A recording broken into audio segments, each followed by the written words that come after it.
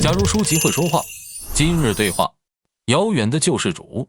Teacher, you said that there are no saviors in this world. So why do we always yearn to be saved?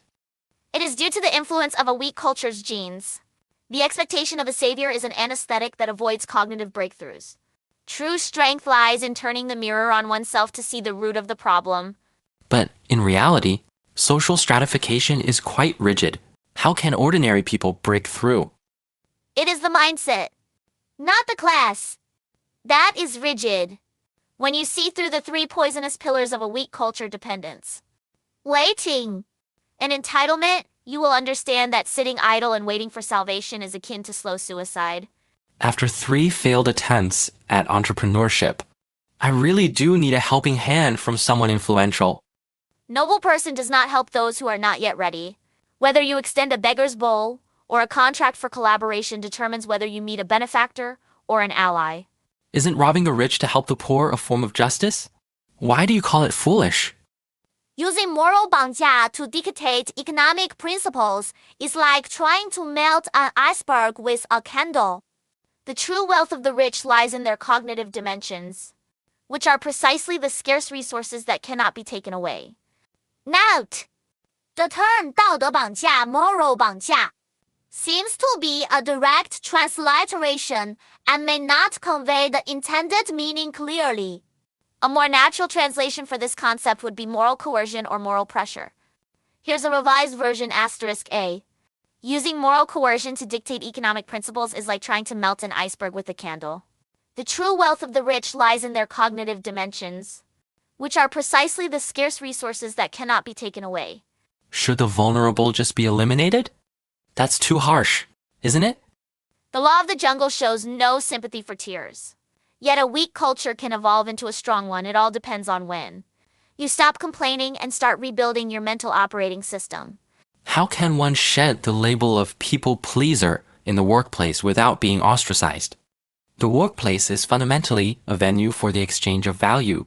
When you shift from a people-pleasing persona to one that consistently delivers value, the cost of marginalizing you becomes so high that it deters the mediocre. What should I do if I'm afraid of losing my current security when making a mid-career transition? Security is a byproduct of understanding. The opaque cushion of safety you perceive is precisely the tempered glass that locks away awakening. What do you mean by the 3 layers of cognitive dissection? The first layer peels away the moral facade to reveal the chain of interests.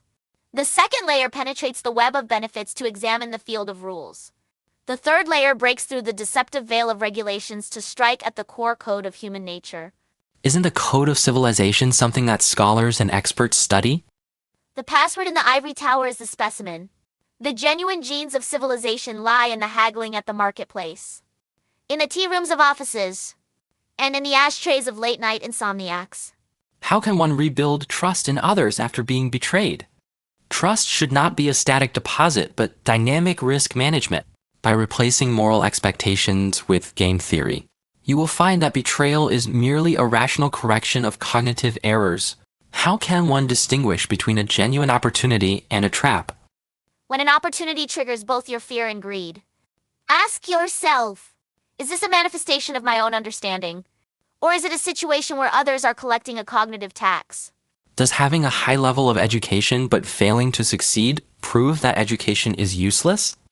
The knowledge on the bookshelf is merely decoration, while the understanding in one's mind is productive power. The essence of failing to get ahead lies in a malfunctioning knowledge digestion system. How can we address the rift between idealism and realism? Use idealism as a navigation system rather than a brake. Let the wheels of realism carry the fuel of idealism. And remember to check your cognitive tire pressure when you get a flat. Why is it more painful to see through the rules? Awakening happens in 2 stages. First, the exhilaration of piercing through ignorance, then the painful process of rebuilding one's understanding. Many people mistakenly believe that awakening is the end goal before they reach the second stage. How should one deal with being constrained by the outdated views of close family members? Familial bonds are not a license for cognitive coercion. True filial piety lies in living as an awakened example, breaking the intergenerational chains of restrictive thinking through one's state of being. How can one break free from workplace PUA? When you can see the other person's fear in their psychological oppression and recognize your own value anchors in their negating attacks, PUA transforms from a manipulative tactic into a farce. How can I avoid becoming the kind of person I despise? Regularly cleanse your cognitive system. Be wary of those comfortable mental habits, as they are often the breeding ground for mental fat. How much money does one need to save to achieve a genuine sense of security? The unit of security is not currency but cognitive dimensions. When your thinking can penetrate 3 economic cycles, the thickness of your wallet is just a trivial decimal. Why is it that even though I understand many principles, I still can't live a good life? Because principles are merely the residual shadows of others' cognition. You need to use practice as a chisel to carve these principles into the very bones of your own thinking. What is the final piece of advice? The pendulum of redemption is never in the hands of others. When you cease to seek resonance in a culture of weakness and begin to reconstruct the world with a mindset of strength, every morning will be filled with the sound of cognition breaking free,